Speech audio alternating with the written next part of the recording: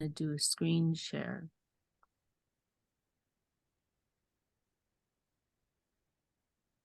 Share screen.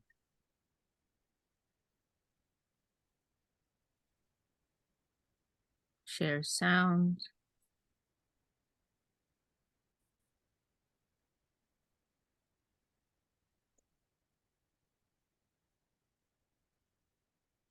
Okay, so let's go to, just going to move this tab here, blocking things.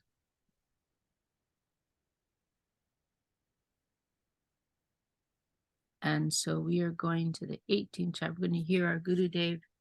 Om Jnana Timinandasya Gyananjana Shalakaya Chakshur Minatanyena Tasmai Shri Guruve Namaha. So we're continuing with our Srimad Bhagavad Gita discussion group. We are coming to the end of this cycle of Bhagavad Gita. We're on the 18th chapter. We're going to hear our Guru Dev chanting these verses.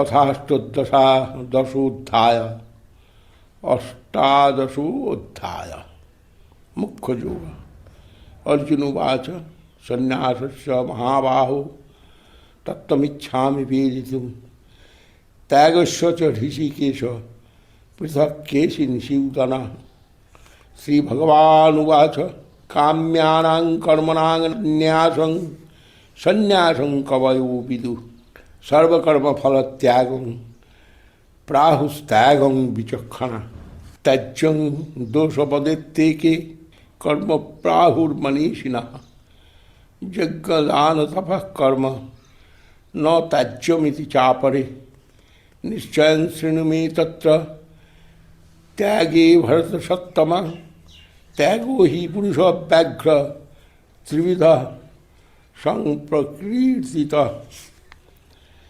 यज्ञदान तपः कर्म न त्याज्यं कार्यमेव तत् यज्ञोदानं तपश्चैव पावनानि मनीषिणाम् एतान्यपि तु कर्माणि सङ्गं त्यक्त्वा फलानि च कर्तव्यानीति मे पार्थ निश्चितं मतमुत्तमम् नियतस्य तु सन्न्यासं कर्मणो नोपपद्यते मोहास्तस्य परित्यागस्तामसः परिकीर्तितः दुःखमित्येव यत् कर्म कायक्लेशभयात् त्यजेत् स कृत्वा राजसं त्यागं नैव त्यागफलं लभेत् कार्यमित्येव यत् कर्म नियतं क्रियते अर्जुन सङ्गं त्यक्त्वा फलं चैव सत्यागसात्विको मतः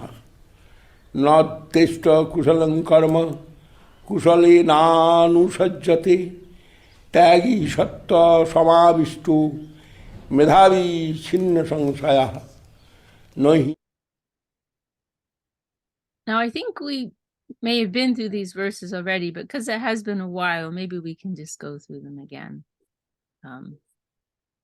So let's chant these verses together, 1 to 10.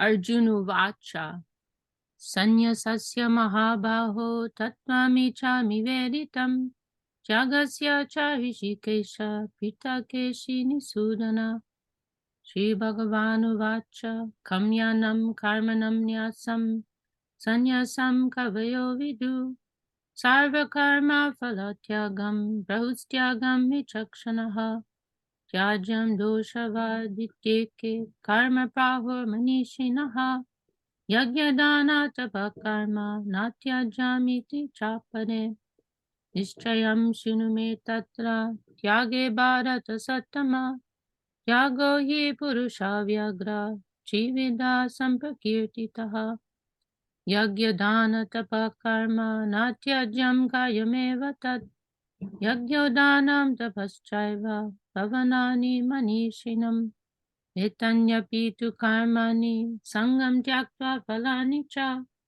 kartavyani me parta nishtidam uttamam niyatasya tu sanyasa karmano nopapadyate mohatasya parityagas tamasa parikirtita dukamityeva yat karma kaya klesha bhayatyajit sakritva rajasam tyagam naiva tyaga phalam labet karyamityeva yat karma niyatam kriyate arjuna sangam tyaktva phalam chaiva satyaga satviko mataha na dvishtya kushalam karma kushalena anushajate tyagi sattva samavishto medavi chena samshayaha. All right. Well, do we have any volunteers to read those translations?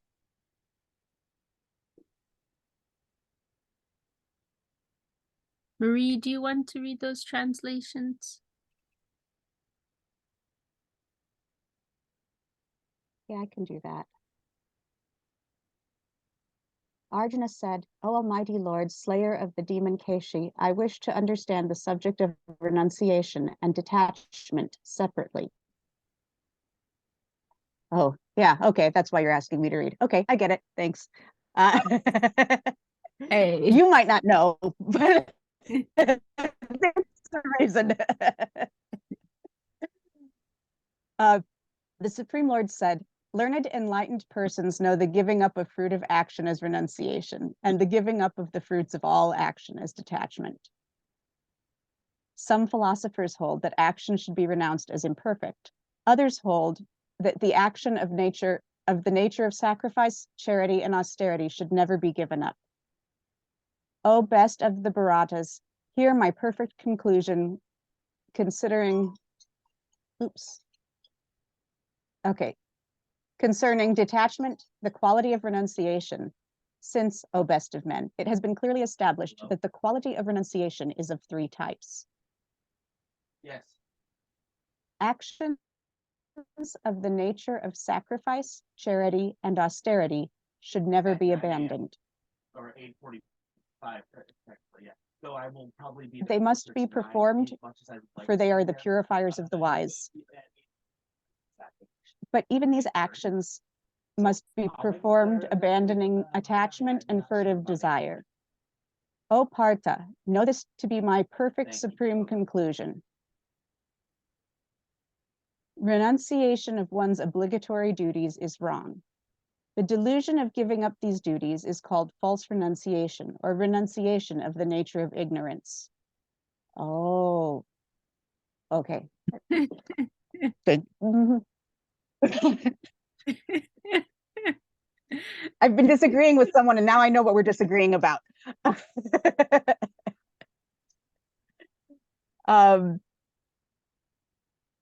One who abandons his obligatory duties out of renunciation of the nature of passion. Thus he does not attain the fruit of the tree, the fruit of true detachment. Yeah.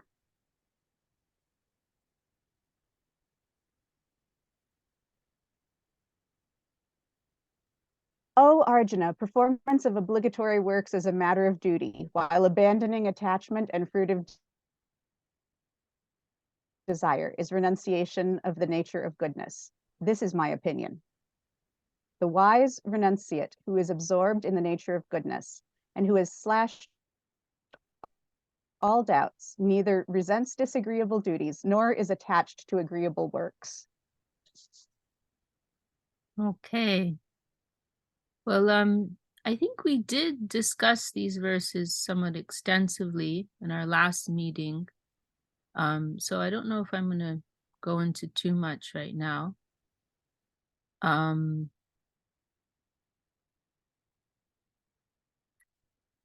Does anyone want to make any comments here or have any questions for any part of this? I have a question. Okay. Didi. Yes, Didi. You know, it seems like when we first go on this path, this spiritual path, and we hear about the renunciation and stuff, there's a lot of like Bhakti, like, renounce and then not renounce, and renounce and not renounce, you know. It's like almost like up and down, up and down. Mm. And at some point, you know, obviously, like we see Govinda Maharaj and, you know, your Gurudev and my Gurudev, I mean, they've come to the point of full renunciation. And so it's like, how do you even that out? That renounce, you know, the Bhakti thing. Yeah, it's a very difficult thing. Is my connection, can everyone like see and hear me? Because I think my connection is a little unstable here, but am I coming out okay for everyone? Yeah, yes. Okay. Yeah, it's a tricky thing. So Bhog and Tyag, right? We're always moving between these two sides of the pendulum, right? Swinging. So Bhog, enjoyment, right? And Tyag is renunciation, but really a reaction to enjoyment. Really, the whole basis of it all is the fact that we're living in a state of aversion to our natural duty and our natural relationship, you know, with the Lord. That's the fundamental problem. And, you know, it's like, you know, if the premise is wrong, then nothing that you do is going to work. You know, that's kind of the situation that we're in. It's kind of like we're trying in this world, we're trying to make a life for ourselves that is disconnected from the Lord. And sometimes it more or less works out okay for some temporary time, or we think but because the premise is wrong, it's all temporary solutions, right? We can find some temporary peace, fulfillment, and enjoyment. We can find temporary peace, satisfaction, and renunciation. But because they're both unnatural, then it doesn't last, and ultimately we are dissatisfied. But yes, I mean, so this is our condition, right? It starts out because we're curious about a life of independence, right? And then generally our first exploration, attraction is in the world of individual enjoyment, right? But then we, you know, like we're actually moving in this type of cycle, like in a broader, like existential way, and also in our, you know, like, I mean, in terms of lifetimes, but also in the day-to-day, moment by moment, we're moving between these two things, right? Of you know, enjoyment, and then when we realize that doesn't work, then we seek out, our tendency is to just renounce, right? And, you know, I mean, you know, renunciation has its place, because it's you know, there's a sobriety in that approach, in the sense that there's this realization that, you know, this world isn't our natural home, right? You know, so in that sense, cultivating some element of detachment and renunciation is helpful, right? To some degree. You know, like if we know there are certain things that aren't helpful for our spiritual life, then we try to avoid them, right? So to some degree, some element is helpful, but it's not the final solution, right? And the real solution is that we're seeing everything in connection with Krishna, right? That's the only real solution, that nothing's actually bad or good inherently. It's simply what's wrong is the perception of that thing disconnected from the Lord. What's wrong is seeing things outside of their relationship with the Lord, right? Otherwise, there's no good or bad, right? It's a very like kind of holistic way of seeing things. It's like a very inclusive, holistic way of viewing the environment, right? And it's highly sustainable. So it's kind of like, you know, I feel like as when we're born, like like we all have certain, like as conditioned human beings in the mundane world, there are certain tendencies which are kind of like hardwired within us, right? And so we have to kind of like constantly try and shift our vision, right? Like when we look at something, not to judge it, you know, like whether it's, you know, wealth, you know, whether it's, you know, food or people, like whatever it is, like let's get away from the, you know, from that judgment based on what's enjoyable or, you know, what's, you know, not enjoyable. Like get our particular like framework of judging what's good or bad, like get away from all of that, but just see what is its relationship with Krishna, right? You know, like, so if we take money, for example, you know, people have all kinds of hangups about money, right?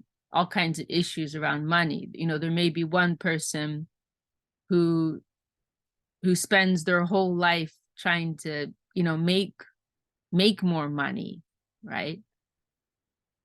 You know, their whole life may be centered around that, you know, how to gain more wealth, you know, how to gain more comfort, how to gain more opulence. Money is something to money, like, and that's the thing, right?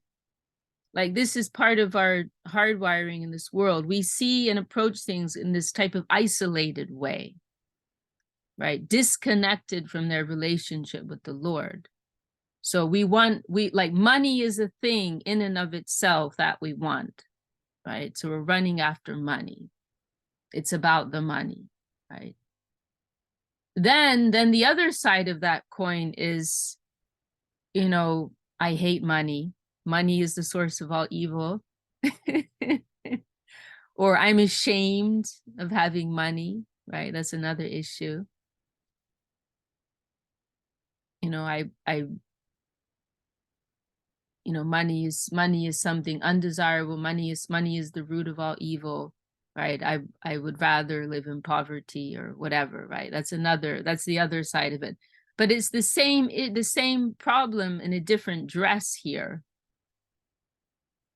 It's just, you know, that revulsion to wealth is just a reaction to, you know, an inappropriate approach, an isolated approach towards money. It's a reaction to the trouble that comes from exploiting wealth for our own purpose, right? But then if we're seeing wealth within the relativity of Krishna, there is no problem. It's beautiful. What a wonderful thing. We can use this in the service of Krishna. How wonderful, right? There's no shame. There's no aversion. There's no like a particular attraction either, but it's just part of Krishna's, you know, Krishna's world, right? There's no, you know, there's no hang up, there's no issue, right? So this is the thing, like when we come to Krishna consciousness, we're coming with issues, and we're also coming with reactions to those issues. Like there's this whole jumble of misconception that we're all dealing. We all have our own unique like permutation of misconception, concoction, right? And so like this is where we shine the light of revealed truth, right? You know, this is why Sambandha Gyan is very helpful for us. You know, Sambandha Gyan, you know, having a clear understanding of what is the true nature of things, right? Then that doesn't mean like we don't have to be at the stage of realization, right? We can be forgiven for that. Like, it's okay if we haven't realized all these things, but we need to constantly be like kind of making this healthy comparison. Like this is how my, you know, this is how my mental world is playing out right now. Like, this is how my bag, you know, my personal assortment of mundane ideas is playing out right now. But then how does that square up with the revealed truth, right? With the Umnai, How do those two things match up? Right. And then we may not be able to like kind of switch off that radio stream going on in our head, but at least we can control ourselves to the point that we're not implementing our mundane ideas. We're not acting upon our mundane ideas. That's the main point. Like, we can be forgiven for having our various mundane reactions to the environment, mundane conception. Like, that's okay, that's normal, but we're not going to act upon them, right? We may have so much anxiety about this or that, we may be consumed by different mundane conceptions that we have, but we're not going to act upon them. And we're also leaving ourselves open to how Krishna will adjust us, right? Krishna will adjust us. If we just leave ourselves open to that, we have some faith in the power of the holy name. Like, if we, and that's, that's what the 10th offense to the holy name is referring to, right? The 10th offense to the holy name as given in the Padma Purana scripture, right? To maintain material attachment, or it's also given as that one's heart does not melt in love for the Lord, right? That's what it's actually referring to, is that we're rigidly holding on to our mundane attachments. Like, it's okay to have them, but we also have to be ready to let them go. Like, be open to how the waves of the environment will kind of help to iron out these different, knotted ideas, right? Knots. Hridaya Grantis, as it's mentioned in Bhagavatam. Hridaya Grantis, the knot of the heart, right? We all have these knots on our heart. And so we want to open our hearts, to how that divine way, like coming in connection with the holy name, coming in connection with the Vaishnava, with Guru, coming in connection with the voice of the Shastra, the scripture. Like, let those things wash over us, right? Let them remove. Vidyate, this verse in Bhagavatam. Yeah, we are recording, Marie, but thanks for reminding me. Yeah. This in Bhagavatam, the word being used is pierced. Vidyate hridaya grantis chidyante sarva samshaya. Like by the connection with the Lord, eventually all these knots on the heart will be pierced, right? So we're trying to always live within the relativity of revealed truth, right? And yes, going back to what Radhana Rupini Didi was originally saying, I think particularly, we go through different phases, right, in our spiritual life. And, this is something that's mentioned. There's this really helpful outline. I always forget if it's given by Bhakti. I think it's Vishwanath Chakravarti who gives this list of all the different stages that we'll go through. And utsahamayi, like full of enthusiasm. It's referring to this kind of false, very emotional enthusiasm. That's normally what we go through in the beginning. And that's often expressed as like a kind of extreme aversion to mundanity. Like we may go through a phase of extreme renunciation, extreme detachment, or being overly hateful towards the material world. There tends to be an extreme in that department, right? And then later on, that will kind of like, fizzle out, and then we may go through a phase of being overly absorbed in the mundane environment. So there are all these kind of we will all go through different phases like that. And I feel the most, it's kind of like we got to get ready for the ride.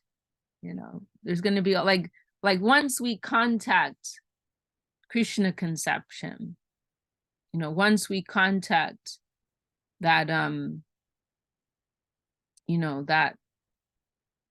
it's like a type of medicine, a course of treatment, you could say, like all kinds of things are going to happen.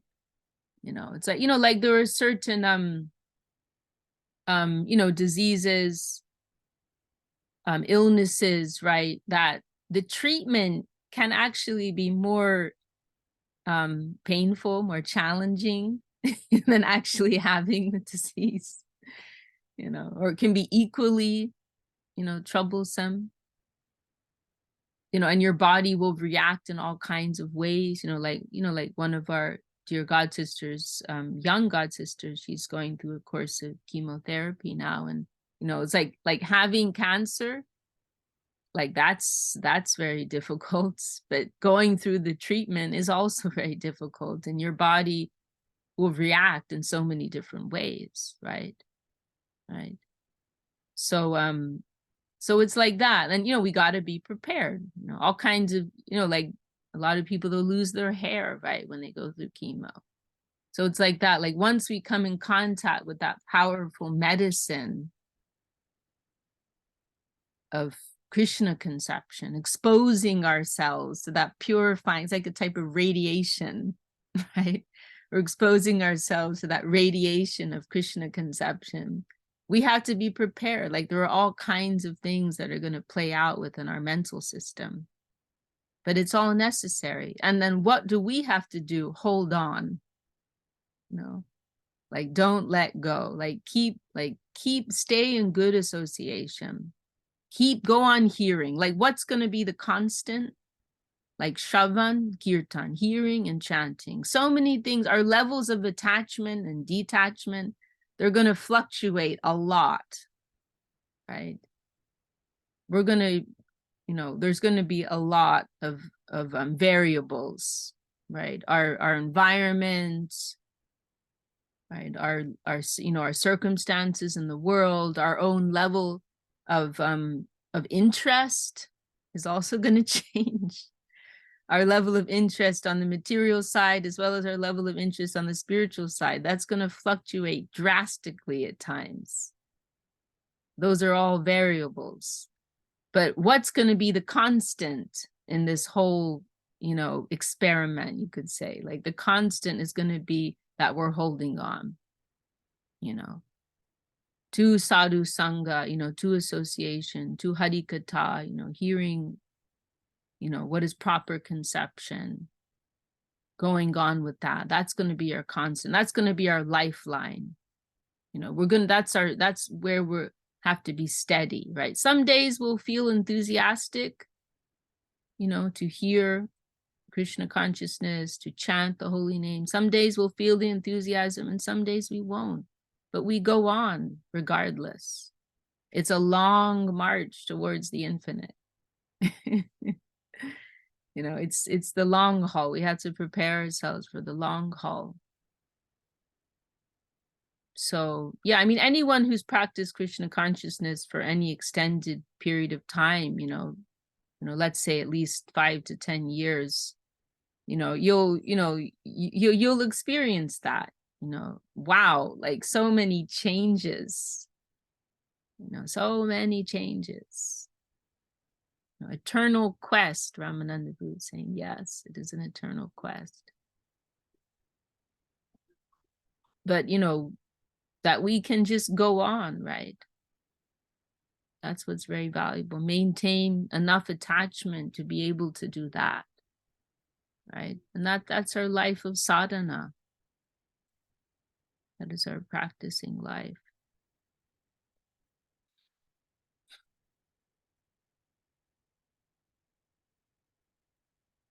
But yeah, that's the challenge, that we're trying to see everything within connection with the Lord, right? And our principle, going back to the original point, our principle is yukta vairagya, right? Properly adjusted renunciation. That's what we're striving for, where we're not seeing things in an isolated way, where we're not seeing things in relation to how they suit or don't suit us, but we're seeing everything within the relativity of the Lord, how it is a part of the Lord's service world. That is the challenge, and this is something Rupa Goswami discussed and Saraswati Thakur applied in his distribution of the Krishna consciousness, in his expansion of the Krishna consciousness movement. Anasaktasya vishayam yatarham upayunjata nirbandha Krishna sambandhe yukta vairagyam uchyate. Right? To maintain, and this is something, and you see, this principle is so important for like, particularly, the fact that we're in the line of Bhakti Siddhanta Saraswati Thakur. Like, that's a part of our identity, actually. Like, we're, Saraswata, Gaudiya Vaishnavas. And this is something that Saraswati Thakur emphasized. So it was like one of the core principles of his preaching mission, to the point that he published this verse on the front cover of every edition of his one of his regular magazines. It was the Gaudiya, I believe. He had a few regular magazines. I think it was the Gaudiya, which may have been monthly. On the front cover, he published these 2 verses from Rupa Goswami on these principles of what is yukta vairagya, what is proper renunciation, and what is falgu vairagya, what is false renunciation. So proper renunciation, to anasaktasya vishayan, to the vishay is referring to the mundane objects of the senses, objects of enjoyment in this world, to remain, personally detached from those things.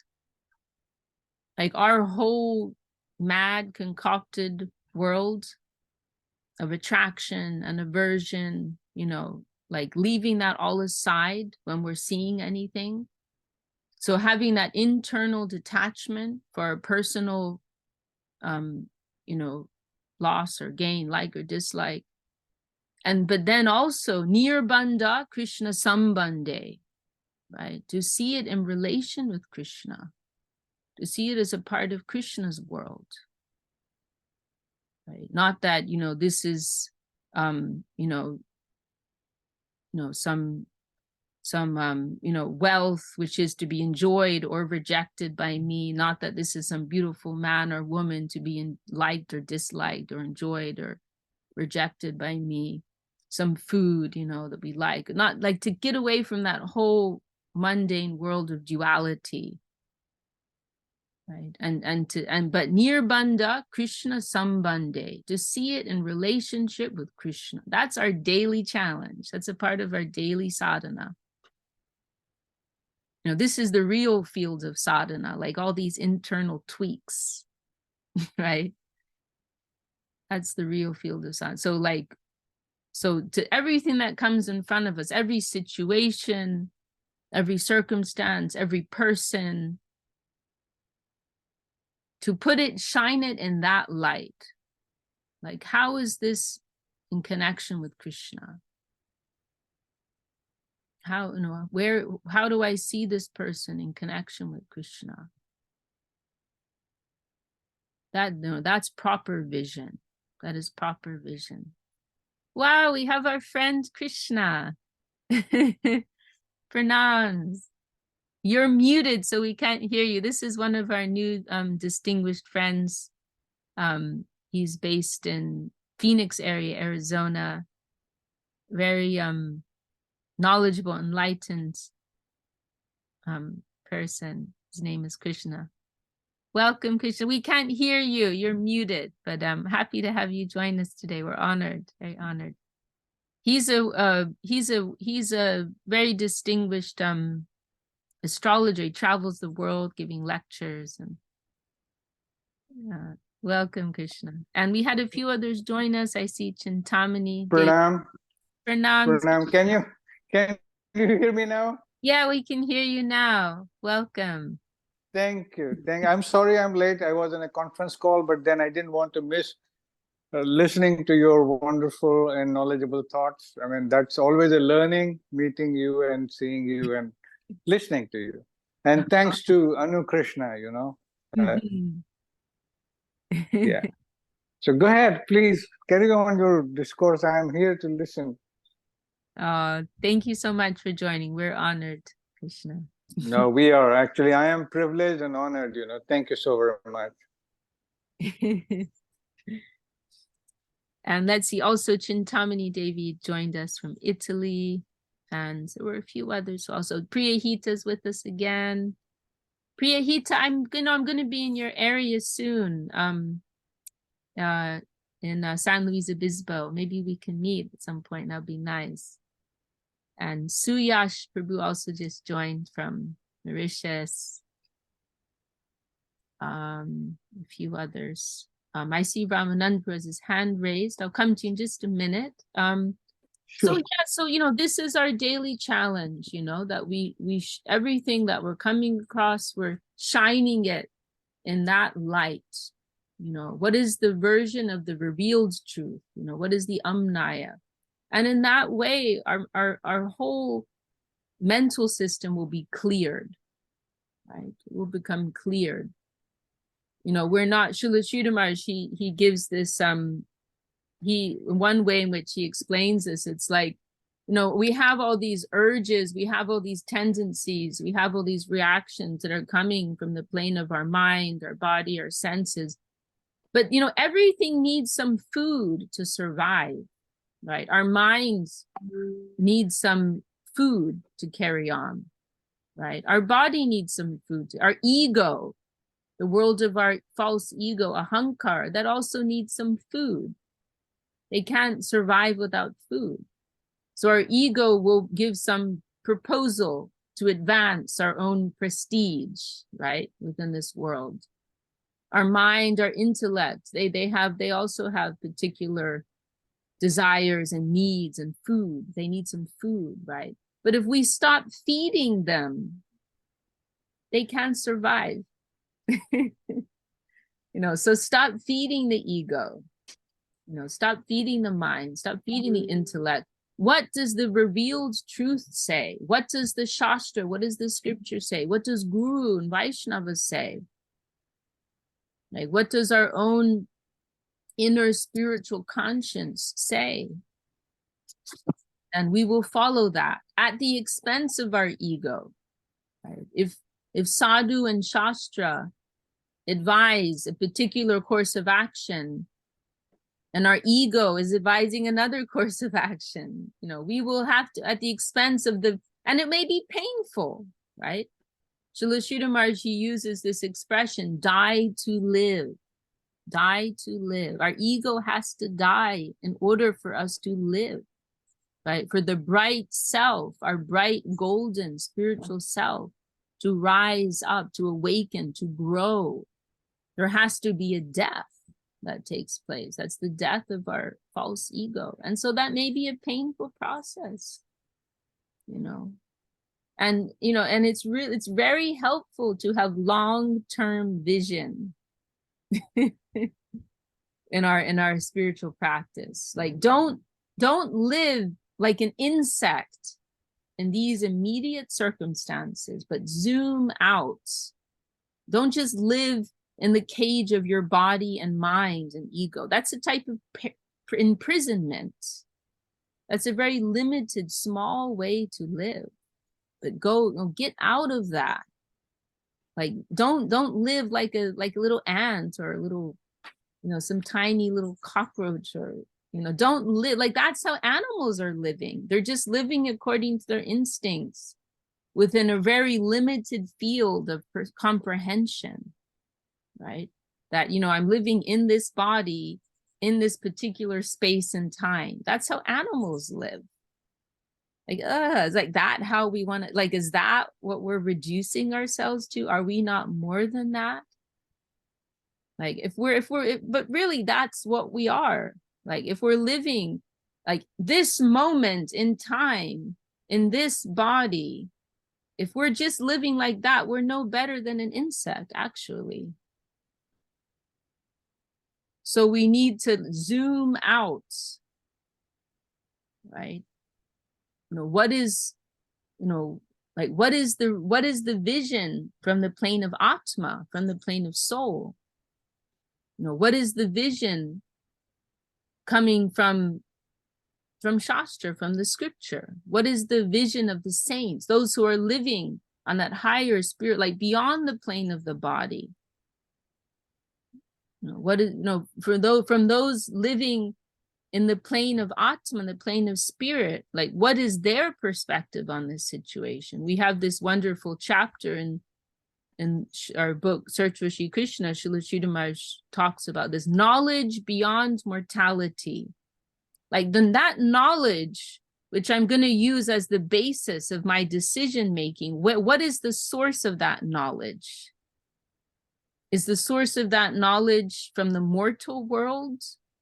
Is the source of that knowledge coming from the consideration of those on the mental or bodily or egoistic plane?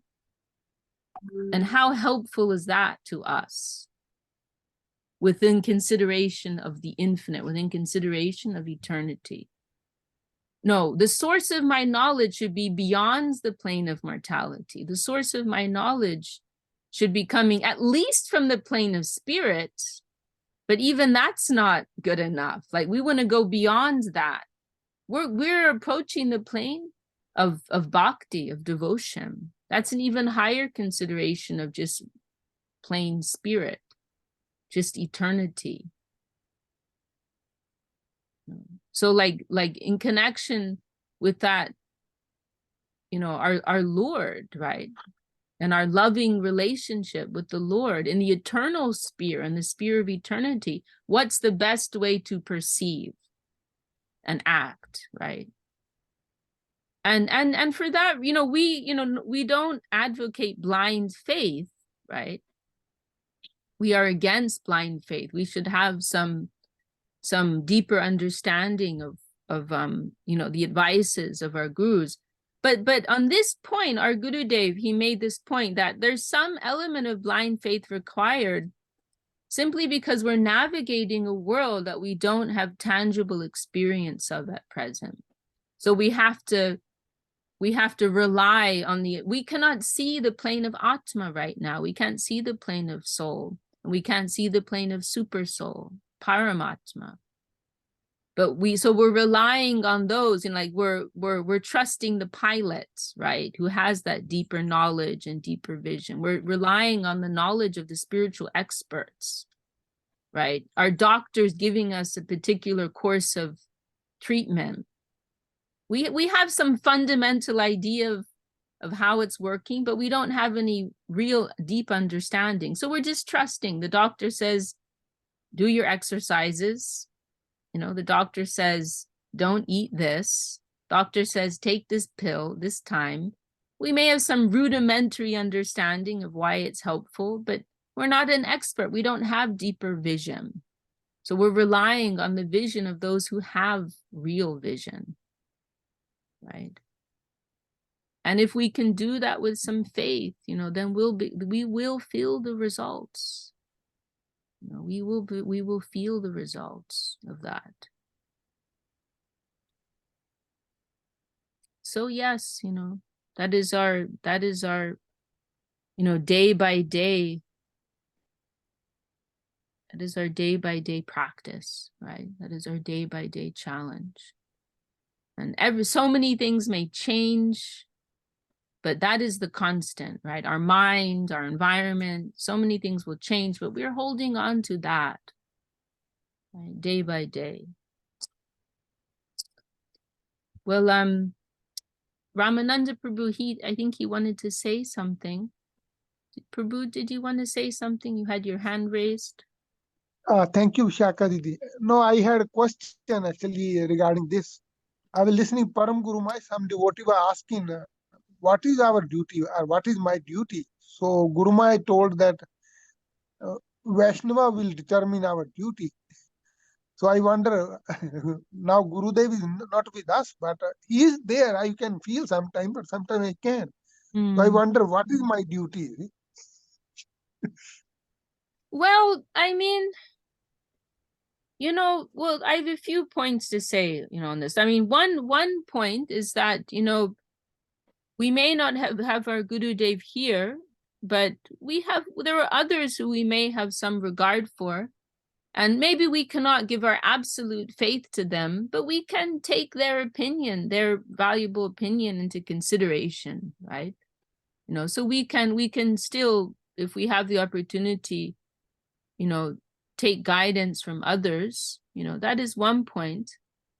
But another point is that, you know, there should also come a point in our spiritual life where we, you know, we look within our hearts and ask ourselves, you know, what does my, like, based on everything I learned from my guru, based on my, you know, I've been practicing so many years, based on the understanding I have from scripture and teachings from guru, how do I sincerely feel is the best way to proceed, right? 'Cause our gurus, they don't want us to just be a bunch of robots, right? Who are just blindly following.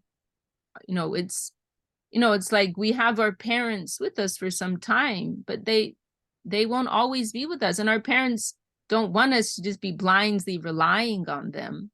You know, like they're expecting us to develop our own inner sense of how to proceed, our own attachment, right? You know, like there was this one occasion where someone mentioned to Srila Sridhar Maharaj, oh, before we had Prabhupada and now we have you. And Srila Sridhar Maharaj responded, you know, in a serious way. And he said, everyone will have to learn to stand on their own feet.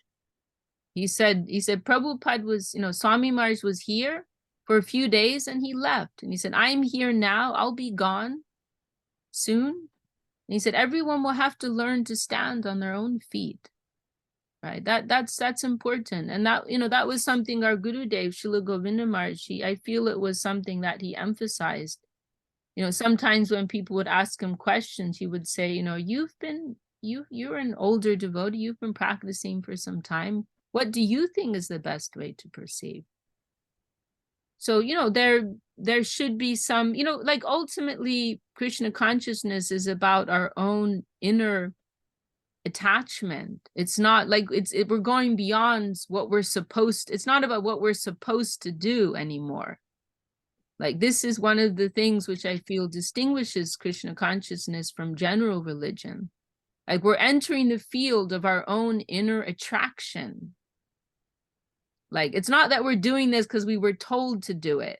It's not, oh, my Gurudev told me I have to chant 4 rounds or 16 rounds of japa chanting every day. Like I'm doing this because I was told to. But we need to get into the field of, I'm doing this because I want to do it.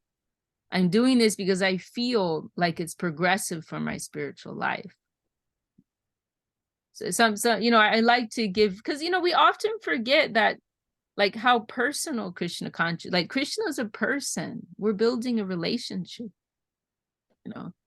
And I was thinking the other day of one analogy, you know, like a man, you know, a man may be following certain codes, you know, of you know, with his wife, and you know, oh, I'm not gonna get involved with other women because my wife would be angry at me.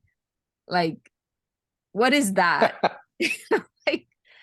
like how helpful is that? Like, okay, that's worth something, but it should be that I love my wife so much that I only think about her, right? Not like I'm doing this because I'm supposed to. Like, okay, that's helpful up to a point, but there's so much more than that in a real relationship, right? That, like, your wife doesn't want to hear that from you. It's not going to be pleasing to her. So it's like that. Like I'm gonna chant every day, otherwise I'll get in trouble. You know, I'm gonna chant every day because I should. That's not what Krishna consciousness is about. That's not what a real life of devotion, of bhakti is about. But I'm chanting every day because I want to. Correct. So, you know, this is a more mature approach to our spiritual practice. And yeah, I mean, yes, you know, there's a lot of emphasis put on taking guidance, you know, and as much as possible, we try to take guidance from superior persons in our spiritual life. But we, you know, it's like, you know, like someone would joke, like, Gurudev, can I go to the bathroom now? Like, it's like, you know, like in school and you have to get permission to go to the bathroom. It's like, you know, we need to be developing our own inner sense also, you know, and that's what our gurus want. Our gurus don't just want to have a bunch of blind followers who do what they say. That's not what they want. They want us to be developing our own feeling of attraction and attachment in Krishna consciousness. Not that we're just leaning on a support structure. You know, that's not what this is about. You know, that we're just lazy and we're leaning on a support structure, or we're just, you know, we don't have our own attachments. We're just doing what we're supposed to do. That's not what this is about. You know, so yes, as far as possible, we seek and take guidance, but we also have to be ready to, you know, make our own decisions when that's not possible. You know, and we also need to be developing our own inner feeling about what's the best way for us to proceed. So, and then we're also comforted by the fact that everything ultimately is about our inner intention, right? In Bhagavad Gita, that expression, nahi kalyana kritkaschid durgatim tatagachati, you know, one who desires to do good will never be defeated, which Srila Sridhar Maharaj would render as sincerity is invincible.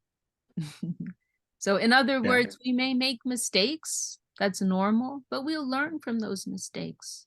We may feel something is the best way, but then later realize, oh no, that was not helpful for my spiritual life. But that's okay. You know, we need to stop being afraid of making mistakes. We need to stop being afraid of being humiliated, right? Our Gurudev liked this expression, failure is the pillar of success. So we mean well, you know, we're trying with all sincerity. Our goal is, you know, to please Guru Gauranga. Our goal, you know, our goal is their satisfaction. You know, we're not seeking any mundane gain or any selfish gain of any sort. And our divine guardians, they will see that sincere intent.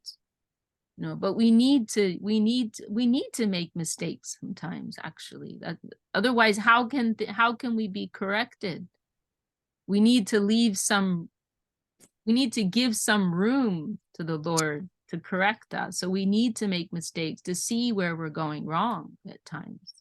It's all part of the process.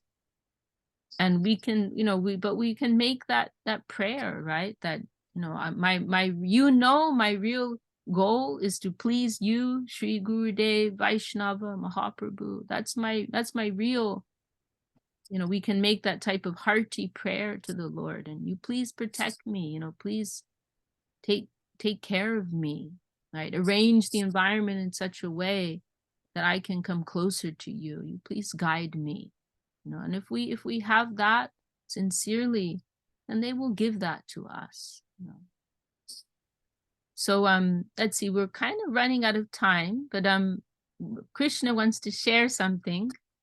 It's not sharing. I mean, you're so knowledgeable. I mean, what I'm going to be suggesting maybe just a little add-on, because I remember in one portion of Gita when Krishna said that, okay, I am giving this knowledge to you, which I had given to Vivaswan, like the father of son. He said that, oh, he is elder to you. How have you been given to him? He said that, well, you may not remember, but that I had been before. You have been before. You may not remember, but I do, because you are not capable of that. And he questioned him. And then Krishna also said that, okay, those who actually have complete devotion towards me, I take care of them and their all belongings and everything. That's what he says in Gita. And as you rightly said, that it should not be a routine. I mean, it should come from your heart that you need to do something. You are absolutely correct. And thank you for that. Thank you for sharing that, Krishna. Very nice addition. Thank you. Anyone else like to add any last words before we close for today? And we also have some nice comments in our chat here. I'm just, it's amazing. It's exactly what I needed to hear. You are so fired up. Thank you so much. I think this was the perfect adjustment. It was amazing. It was medicine. Die. Oh, that's wonderful to hear, Gangalila. And if something good's coming out, it's no doubt because of your own hunger and the hunger of those in our beautiful group here. Thank you. Any other Thank you so much, Vishaka Didi. That was great. Yeah, thank you so much. That was wonderful. Oh, thank you, That's Ramanand. why Gurudev called it a Gupta Govardhan. See, that's why Gurudev called Soquel. It's Gupta Govardhan. So it's according to your base and level. Yeah. Yeah. Thank you so much again. Oh, thank you, Ramanand, for you always bring up very nice topics. No, it's Gurudev's mercy. I don't have. And Thank you. let's see, I'm just looking in our chat here. We have some nice comments. Marie, do you want to explain that comment you have about a pastor and a clergy? Oh, well, just in the Methodist Church, the clergy, the ordained clergy, at least the elders and deacons, are appointed to the different congregations, and there's this practice of moving them every now and then,